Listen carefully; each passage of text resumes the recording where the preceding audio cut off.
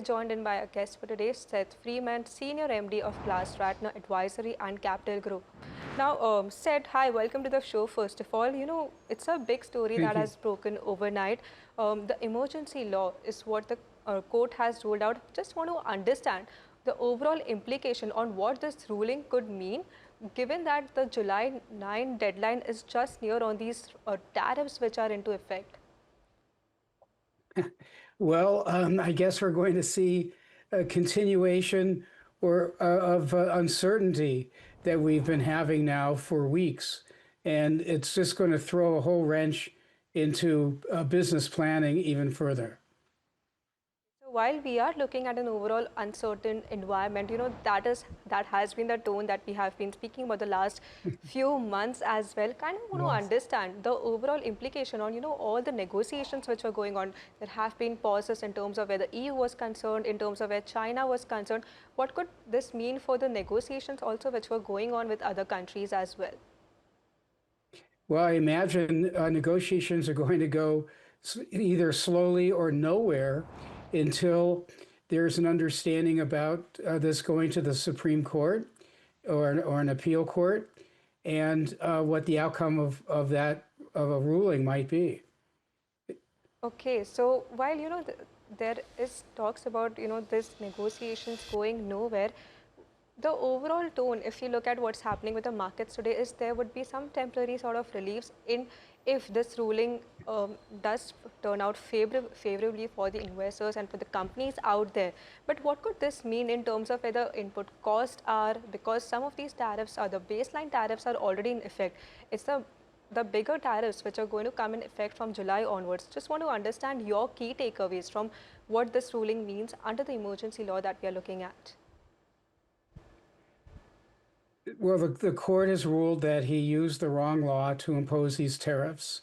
And these tariffs, there's been ongoing negotiations.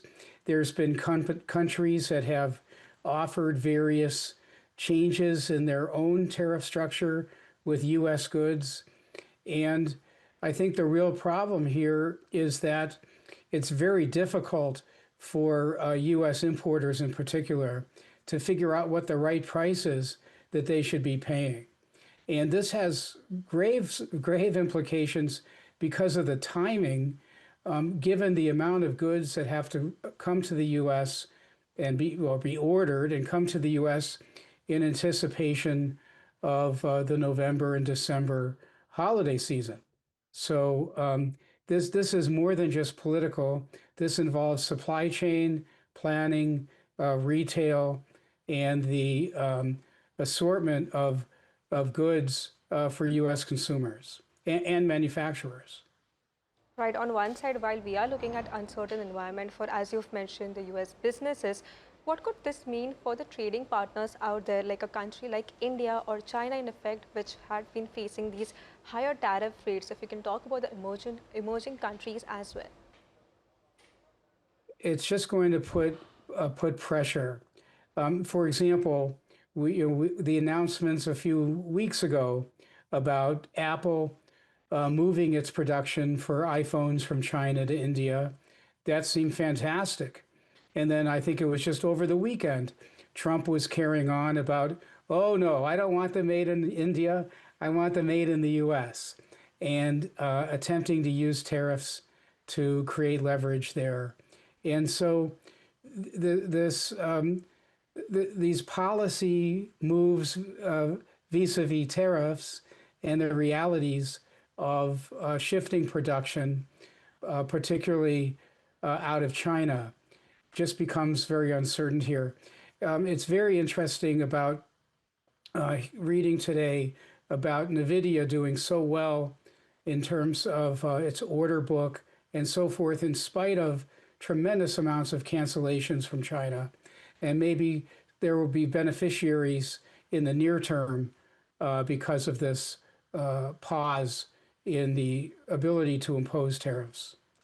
Seth, also the other big talking point in the US has been the debt burden, which we are seeing in terms of that, even the tax bill, which is expected to add more to the debt levels, which is there, which is also moving the bond market. Want to get your sense also on what is the kind of implication that we're looking at in terms of where the bond yields are, in terms of where the inflation outlook is concerned? Because on the other side, what we are seeing from the Fed is that they're still in the wait and watch approach. This is what we had seen from the minutes also that had released yesterday. I want to get your perspective on these aspects as well.